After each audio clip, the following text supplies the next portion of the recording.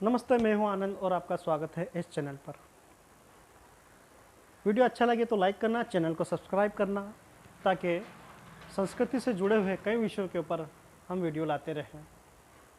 दोस्तों, हमारा प्रयत्न रहता है कि संस्कृति के महासागर से कुछ बिंदु चुनकर वीडियो के जरिए हम आपके आगे रखें, ताकि हमारा संस्कृति के विषय में कुछ ज्ञान और मजबूत हो। तो आइए वीडियो को प्रारंभ करते हैं। ये हमारा दुर्भाग्य कहो या बदकिस्मती कि जाने अनजाने हम हमारी संस्कृति से एक पिछड़ से गए। वो संस्कृति जो पूरे मानव समाज को एक जीने की कला सिखाती है, एक जीने के लिए उद्देश्य देती है।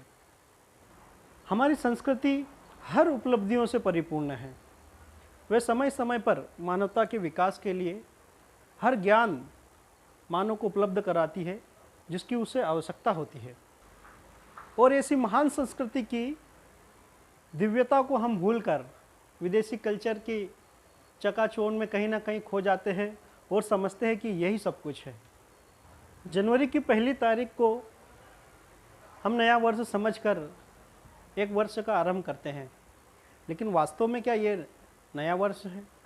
भाई, इंग्लिश कैलेंडर के हिसाब से तो नया वर्ष है, लेकिन प्रकृति के अनुसार क्या ये नया वर्ष है? अरे भाई, इंग्लिश कैलेंडर बनने से पहले भी तो व्यक्ति रहा करते थे और उनकी भी तो गणनाएं हुआ करती थी।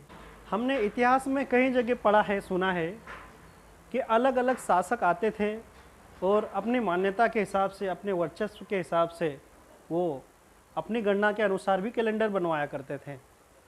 हालांकि समय परिस्थिति के अनुसार कई कैलेंडर लुप्त से हो गए हैं।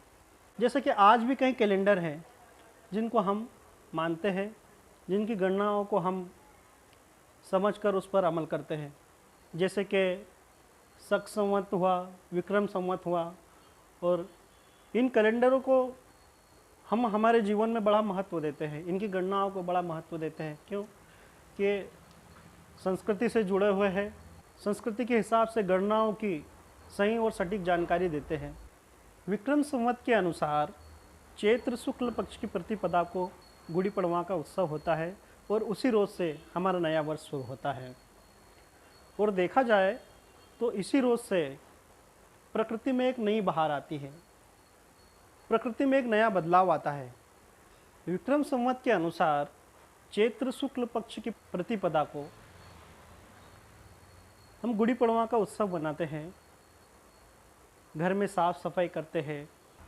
एक नज़रिए से अगर देखें कि प्रकृति उस रोज़ से अपनी एक नई छटा दिखाती है। जैसे पेड़ों पर नए नए पत्ते आते हैं, किसान अपनी फसलें काटते हैं, अलग अलग समाज के व्यक्ति अपने अपने ढंग से नए नए उत्सव मनाते हैं।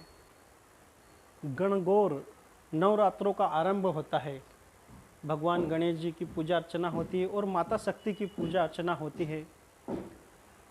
और देखा जाए तो शुरुआती तौर में हम कहीं भी शुभ कार्य करते हैं तो गणेश जी की पूजा करते हैं, शक्ति की आराधना करते हैं, ताकि हमें नए कार्य में सफलता मिले। और उसी रोज़ से हम प्रकृति में नया एक परिवर्तन देखते हैं जो दर्शाता है कि वास्तव में नया साल है। जैसे कि हमारे घर में कोई विशेष मेहमान आने वाला होता है या कोई हम उत्साह मनाते हैं तो हमारे घर में साफ़ सफाई करते हैं, दीवारों को नया रंग लगाते हैं, नए कपड़े नए वस्त्र पहनते हैं, कुछ अच्छे अच्छे व्यंजन बनाते हैं। और वास्तव में देखा जाए तो नया साल, नया वर्ष कौन सा होना चाहिए?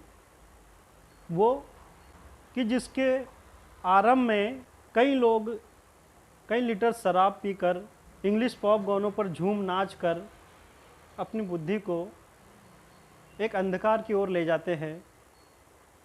वो नया वर्ष वास्तव में है, या तो वो नया वर्ष वास्तव में है जो मानवता को अपनी मानवता की खबर देता है, जो उसे उत्साह से भर देता है, जो खुशियों से भर देता है, प्राकृतिक ढंग से उसको एक उपलब्धियां हासिल करवाता है जिसे आगे उसको ज़रूरत होती है। वो नया वर्ष होना चाहिए। मित्रों, आपको तय करना है कि वास्तव में हमें किस नए वर्ष को स्वीकारना चाहिए।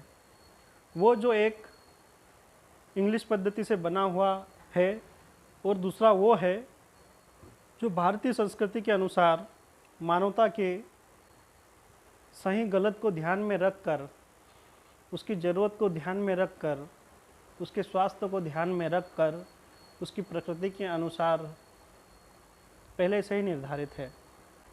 कुछ छोटे छोटे बिंदु हैं जिस पर हमारा ध्यान अक्सर रहता नहीं है। उन्हीं बिंदुओं को ध्यान में रखकर इस वीडियो के माध्यम से ये प्रयत्न किया कि हम हमारी संस्कृति के मूल उद्देश्य को समझें। हालांकि इंग्लिश कैलेंडर भी हमारे लिए उतना ही उपयोगी हो गया, और भी दूसरे जैसे अन्य वस्तुएं। आपको वीडियो अच्छा लगे तो लाइक करना और हमारे चैनल को सब्सक्राइब करना